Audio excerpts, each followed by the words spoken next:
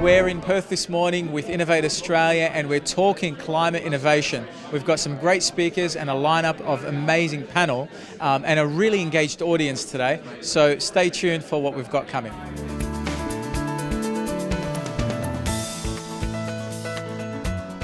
I found that the audience was very engaged and the topic really couldn't be more relevant in today's time. Yeah, we had not enough time for questions. We had way more questions than we had time to answer them, and that's always shows to me great presentations and great discussions. So yeah, I look forward to networking with more people and helping them answer their questions. And if there's one thing that you thought was the highlight of the day, what would that be for you, Andrew? Oh, I love seeing Ray and his future projections of where solar and batteries are going to go, because I mean, from what I've seen, that's exactly what's going to happen. So that's, yeah, it's always good to see. So. Excellent. Thank you so much, and well done, Andrew. All right, brilliant. Thank you very much. Thank you. Cheers. Cheers. Hi, Ray. Tell us a little bit about today's forum and why it's important to be innovative when it comes to climate. Look, I think there's a lot of action around the world. We're seeing the kids rising up with their school strikes. I think it's time we stopped talking about this and taking action. And action is going to require innovation in everything that we do in the economy, across all of our industry sectors, and also in our own behaviour and our own desires. We've got to get behind changing and fixing the climate. Status quo isn't going to make a difference, is it? We need to really get smart and do some clever things. Yeah, look, there's good technology rolling out. It's a question now of renewables are commercial, they're commercially competitive. It's actually time we stopped just looking for commercial investment and actually add mandates to the rollout of renewable energy. Battery technology is coming to provide the certainty of supply that we require. Combining those things together works for our energy system, but it also works for our transport system. We can have electrification of transport through batteries, and we're seeing the rise of electric vehicles as we speak, and every day there's a new headline on electric vehicles. Is there a time you think where batteries are going to become a bit more affordable, especially for homeowners that have solar powered or solar panels on their house? So there's three levels of batteries. The most expensive level are these things. Electricity in smartphones is really dear. You move it down, the next cheapest place to have it is in motor cars, because transport in motor cars is expensive, and so the energy in motor cars is dearer. The energy that we take to our homes is cheaper again. We've got to go through this scale of moving from the mobile device to the electric car to the home, and then we'll actually have cheap storage for houses.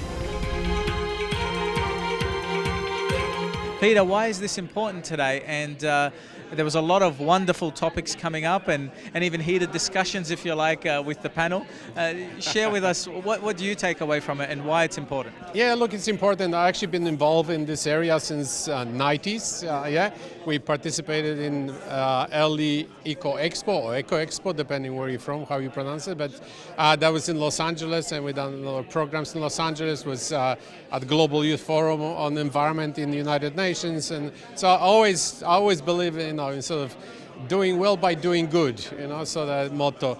And yeah, so with this, as you know, Innovate Australia runs different types of events, but this is a very important topic, and we tell all the speakers, although we had nice heated discussion at some point, which is good, but it was still positive. So they keep, the idea is, keep a positive approach, see what we can do, how innovation can change.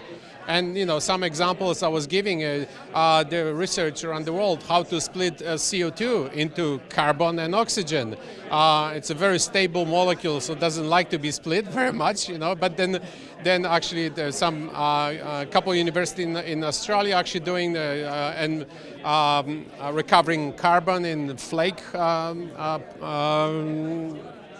way, and also, there are some companies trying to recover oxygen and reuse oxygen as well. So look, it's really good topic. I really enjoyed this, and I think people also enjoyed it. And by numbers that we had today, it looks like people think it's important as well. Well, It will over a much longer period of time, but I mean, Australia has always been dependent on its climate and its weather. It impacts everything from our farming operations, our agricultural sector, right across our marine environment. So obviously the climate has an enormous impact on life in Australia as we know it, as it has for hundreds of years, indeed tens of thousands of years, as our Indigenous population has always known. We're focusing on how to position Australia to really benefit from our climate outcomes, positive climate outcomes.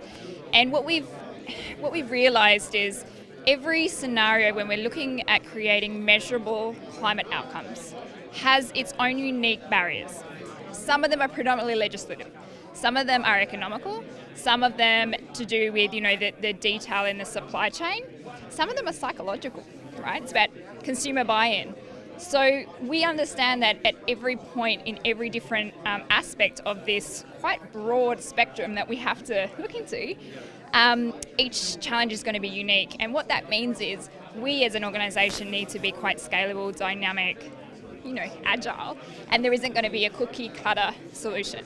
So we're going to focus in predominantly on the research and producing reports that across industry can understand where things are at. So just to tell us a little bit about when is this going to be published? We're hoping to be within the next month or two, but the reality is if we're going to get an influx of new insight and information, we'll hold off to make sure that we get it as comprehensive as possible. For example, in the hemp sector, where planting is about October, harvesting is in January, so there could be some real important data that perhaps might be worth holding off and just doing some preliminary findings initially and having a final report at that point. Excellent. How can people find out more or look up the publication once it's done? Sure. Basically, we'll publish everything on the website as well as on social media. We're pretty being really conscious about carbon output, so we're not going to be printing anything on paper, but we'll make sure that it's readily available for free distribution on the internet. And what's the website people can go to? It's climateoutcomesfoundation.org.au. Wonderful. Thank you so much for your time, Charlie. Thank you so much. Cheers.